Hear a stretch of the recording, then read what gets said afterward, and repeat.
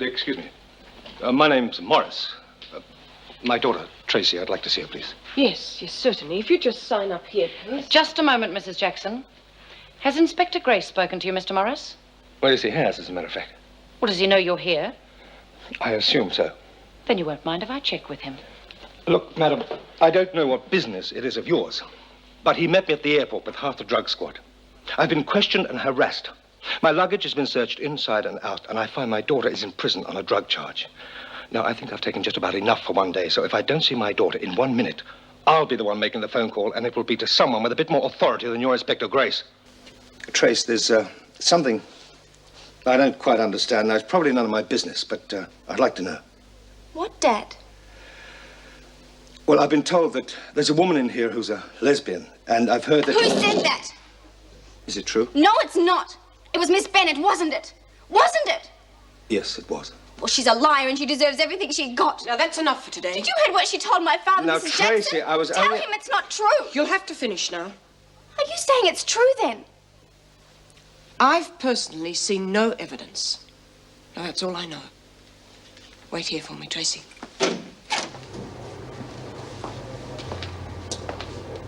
Why would Miss Bennett say a thing like that? You'd have to ask her. She must be very vindictive. She must have had good reason. But you said in there that there I'd was no... seen no evidence. Now, Mr. Morris, homosexuality does exist in prisons. Miss Bennett must have seen something. She wouldn't have just made it up. Well, perhaps she misunderstood. I don't know. Well, if there was any doubt, she should have kept her mouth shut, shouldn't she? I'm sorry, Mrs. Jackson. Forgive me. Would you sign out, please? Tracy's mother died when she was 12. I'd scarcely been a father, and suddenly I was trying to be a mother, too.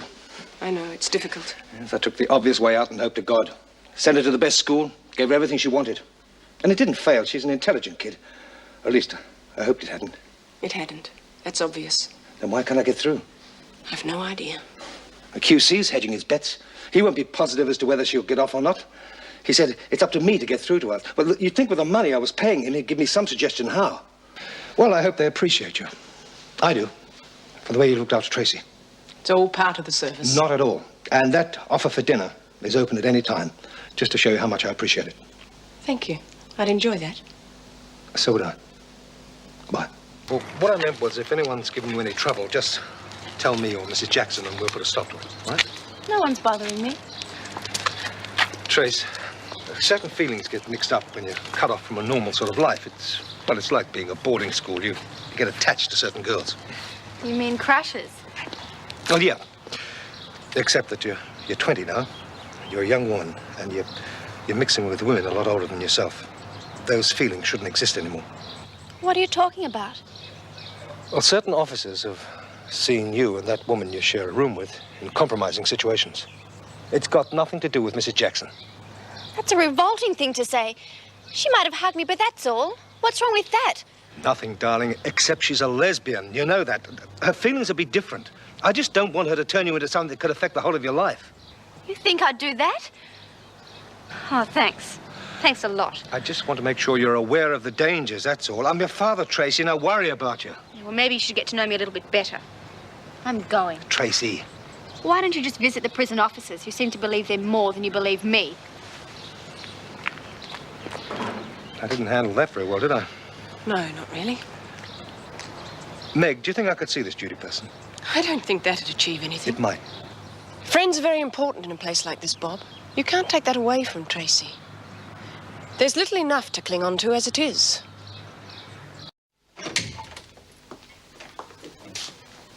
Well, I don't suppose you wanted to see me out of the goodness of your heart, so I can only imagine that it's because of Tracy, right?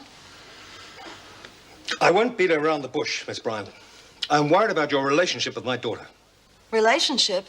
Well, you must know something I don't. Tracy didn't say anything like that to you, did she? Perhaps I used too strong a word. Your influence over her. 2 years to someone as young as Tracy can seem an eternity. Well, it doesn't get any easier the longer you're in here, you know. The point I'm trying to make is this. She'll still have a whole life ahead of her. Now, I can help her start afresh, but I cannot wipe out any bad experiences she might have had in here that could affect her emotionally for the rest of her life. And I'm one of those bad experiences, right? What could you possibly have in common with her? Isn't being here enough? But Surely there are other women, like yourself. You don't need my daughter's friendship. Tracy needs me. I'm someone that she can rely on. I kind of like that. Even if it could be detrimental to her, Caring about someone has never hurt anyone, Mr. Morris. Can I ask you a question? Supposing Tracy did turn to a woman for more than just support, would you stop loving her?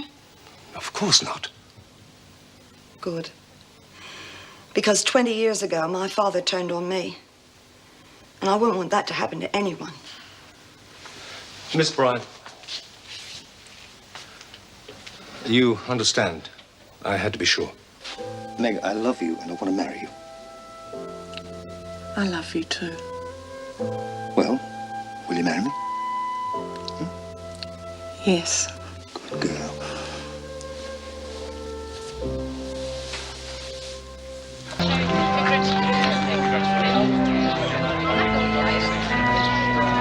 Cheer up, Vera. We'll be getting her back, you know. I know. I'm just feeling very happy for her, that's all. Okay, everyone. Happy?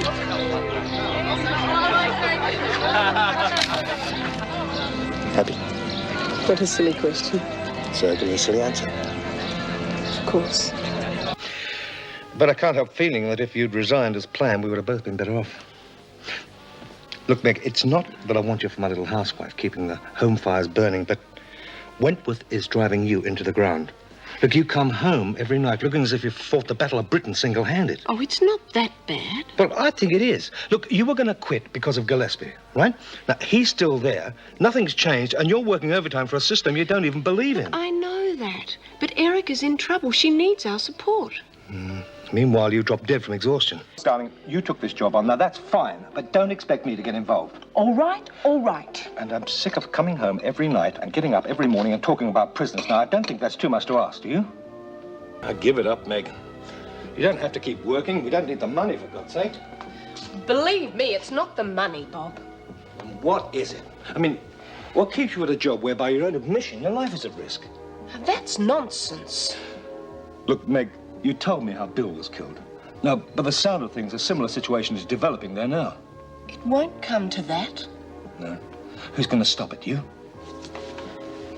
Well, I can try. But turning my back on them or running away and leaving them isn't going to help them either. And it certainly isn't going to help me. I couldn't live with myself if I did that. But, Meg, you don't owe them anything. You don't owe them a thing. Don't I? Bob, I haven't exactly had an easy life. Now, I've told you a great deal about myself, and I think you understand. Of course I do. Well, then you must understand that I am what I am today because somebody cared about me. Somebody took the trouble to lend a hand when things got rough and didn't turn their back on me. Now, surely I owe it to them and myself to give the same consideration to people who haven't got anyone else. Like you did with that Margot woman, you mean? Wentworth Detention Center. Yeah, just a minute, Bob. Meg!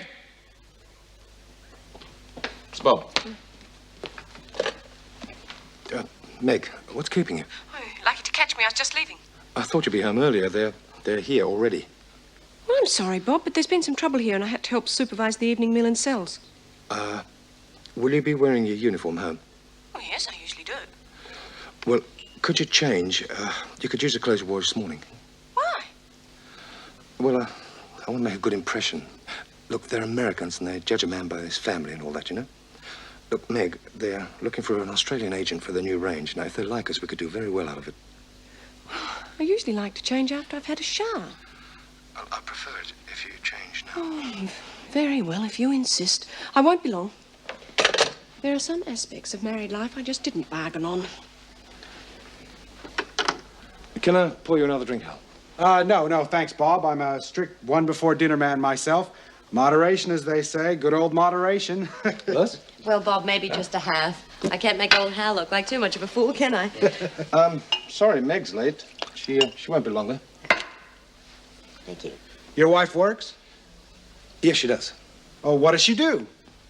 Well, it's a type of social work. Oh, well, I can sure understand why she's held up then. I know some girls who help out in social programs, you know, back in the States.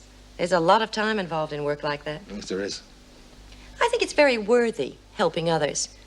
Well, if I weren't so involved in the corporation, I'd do that sort of thing myself. Tell me, Bob, what kind of program is she connected with?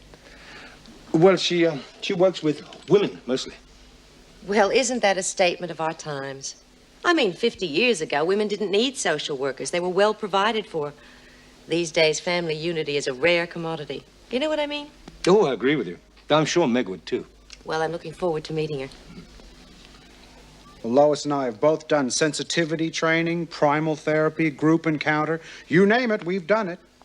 What it means is that we look on our business partners and clients as, well, as people. You know what I mean? It's a very good approach.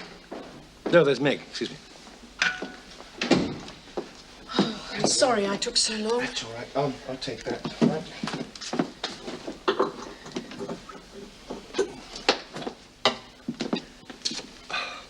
Hal and Lois Liefenbecker, my wife, Meg. How do you do? Hello. Haven't we met before? Oh, I don't think so. Well, your face is very familiar.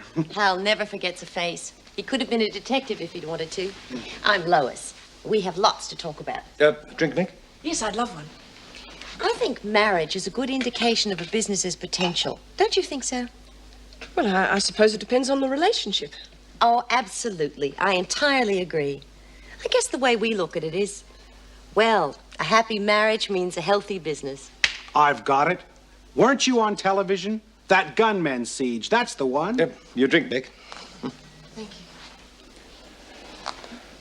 you. Right. Well, now we're all acquainted.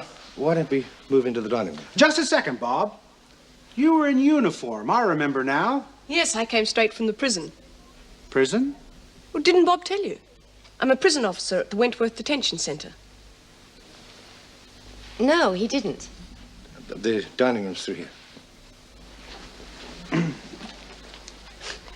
Didn't realize anyone would recognize me from that. I never forget a face. Good night, Meg. It was nice to Night. have met you. Good night. Good night. I'll be phoning you tomorrow. Yeah, good night. Good night. Why on earth didn't you tell them where I worked? I thought it would be simpler. Simpler? I felt such a fool. Are you ashamed of what I do? Is that why you lied? I didn't lie, Meg. I just didn't want to complicate things. No, look, the contract they're offering is very good. I wanted to make a good impression. And I'm not part of that good impression, is that it? It's not you, Look, Meg. I don't have to hide what I am. If people can't accept me as I am, then I'm sorry. I'm going to bed. Bob? How was your day? I'm sorry about this morning. I don't think too clearly that early. I was being unfair. I lost the contract. I'm sorry.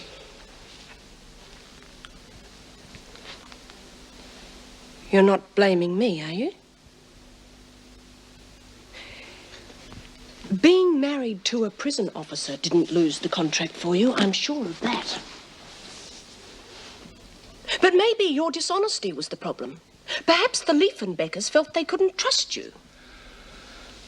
I don't see any point in analyzing why the Liefenbeckers decided against me, but I do know this. I'm a successful businessman. Now, Meg, it may sound ridiculous to you, but if a businessman is a success, his wife doesn't need to work. And she certainly doesn't need to do a job that most people wouldn't touch with a barge pole. Now, part of my business life has to be socializing, and you have to be part of that. Now, being a prison officer, it's not going to work. Is that an ultimatum? Yes, Meg. I'm sorry. It is.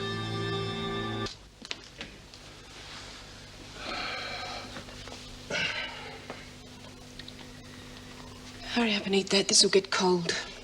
Well, where's yours? Not having any undue at work. Well, you shouldn't have gone to all this trouble then. Well, I didn't want you saying I was failing in my wifely duties again. I didn't say that. No. You said I was ruining your business, which is worse. Look, I was upset about losing the contract. I'm sorry, okay? No, it's not okay. Just because things go wrong for you doesn't mean to say you have to take it out on me. Look, it wasn't entirely my fault, Meg. If it hadn't been for your job, I wouldn't have lost the contract in the first place. You lost it because you told lies. Hal would still have recognized you. Yes, but it doesn't mean to say he would have cancelled the contract. There's nothing wrong with being a prison officer. No? Well, you don't see too many of them at the Victoria Club, I can tell you that. It's nice to know your husband's ashamed of you. Meg, I'm not ashamed of you. Oh, we'd been through all this before we were married. We have. We're both saying things we don't mean. Look, I'm sorry, business pressures get to me. Do you think I haven't got any pressure? precious. Well, I know you have, and I wish you hadn't. All we seem to do is lock the women up, release them, and then wait for them to be sent back in again. It's hopeless. Then don't do it. Well, what am I supposed to do? If you want to help them, do something useful like social work. Oh, I haven't got the qualifications. What qualifications do you need? Well, I'd have to go back to university. Well, that's fine. Yes, you'd like that, wouldn't you? Hey, you better make mine a small one, or I'll be seeing double. Mind you, that might make for a very interesting night. I see. Now, just what have you been up to whilst you've been away? Oh, I've been leading a very celibate existence, and a very dreary one. Couldn't stand it any longer. No. I've been feeling pretty lonely, too. I thought you might have met me at the airport. I can't imagine what happened to your telegram. So I'm not surprised. They're a bit careless about things like that in Jakarta. Sorry I went out. Oh, late shift. I had drinks with this chap who's just... Oh, I see. It was strictly business. Well, he's just started at Wentworth. He's instructing the women on how to use this new printing press we've installed. He wanted a little bit of information on the prison and wants to know a bit about the women. I bet he did. Yes, well, the cat's away. I think we'll have to do something about that. Well, you still haven't explained how you came to be here much earlier than expected. Well, I have to go back. Didn't realise that. But it's just that I was thinking a lot about things, Meg, and about us in particular. How do you mean? Well, a marriage is not much good when both partners are 6,500 kilometres apart. A lot of things are going to be sorted out, Meg, and I've come back to do just that. You know, I get the distinct impression that you want me to come back with you. Of course I do. I want my wife with me. It's natural. Your wife has a job of her own. Well, you can give it up for the sake of our marriage. Well, to go and live a life of leisure in Jakarta. What's wrong with that? Well, what am I going to do? Sit around fanning myself all day? Or would we employ a servant to do that as well? You don't have to have domestic help if you don't want it. You can do everything yourself. I don't care. I just want you to come back with me. I feel so useless out there. Well, you wouldn't be useless. You'd be giving me support. And that's what a wife is for. In Jakarta, maybe. Do you want some more coffee? No, Meg, I just want to hear you say you're going to come back with me. Bob, just give me some time to think about it. I didn't think it'd be so difficult for you to choose between your job and your marriage. I see. It's come down to that, has it? Sorry. I didn't mean to be so blunt. I guess I must be jet-lagged. You should go to bed. We should go to bed. Are you expecting visitors? No.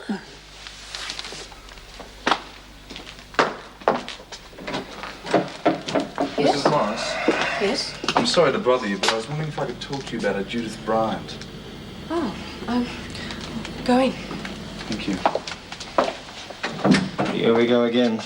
Damn job of yours. Sorry, darling. It won't take long. I'll have a shower. But, well, we've been apart so much lately, and it's not doing our relationship much good, is it? It doesn't help. Look, darling, the way things are in Jakarta, sooner or later we're going to have to come to a decision about our future. You know it, don't you? Darling, of course I want to be with you. But what is there up there for me? I mean, you'd be tied up with your business all day and I'd be stuck there with nothing to occupy me. Well, there are all the other company wives up there. Oh, yes, I've heard about that syndrome. No, thank you. Well, what about my career? It is important to me. Career? A prison officer? Oh, come on, Meg, you can do better than that. Maybe I don't want to. I mean, people rely on me. I don't want to let them down. Yeah, I know. We've been through all this before. There's been another development. What? I'm in line for the position of Deputy Governor. What? Well, now that Jim's left, it's available. Looks like it's between me and Colleen Powell. Well, she'll probably get it. I mean, she's a senior officer. Not necessarily. I do have a chance. Meg, what about our marriage, my job? Well, what about our marriage and my job? Oh, really, I do have to go. We'll talk about it later tonight. What are you going to do this afternoon? I'm going to Barnhurst to see Tracy. Give her my love. I will.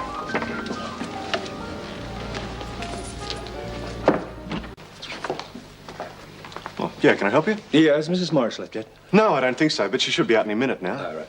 I'll phone through to the staff room and check if she's there. Who shall I say is calling? Bob. I'm her husband. Oh, is that right? I suppose there'll be a big celebration tonight, eh? Celebration? Why? Well, Mrs. Morris getting the deputy governor's position. I didn't know it had been decided yet. When did it come through? Only this afternoon. Oh, it's terrific for her, isn't it? Yes, terrific. Look, never mind. She's probably intending to stay back for a bit of a celebration with her friends. I'll catch up with her later. Oh, I tell her you called. You're running a bit late. A few things to tidy up. Excitement of the promotion worn off yet? Even the need of the promotion has worn off. Oh, your husband came by before. What for? Oh, I think he came by to pick you up. Why didn't he stay? Well, why didn't you tell me? Well, he told me not to bother, that you'd probably be celebrating with your friends. Celebrating? How did he know? Well, I happened to mention it. Look, I hope I didn't spoil any surprise. Steve, I wish you'd mind your own business.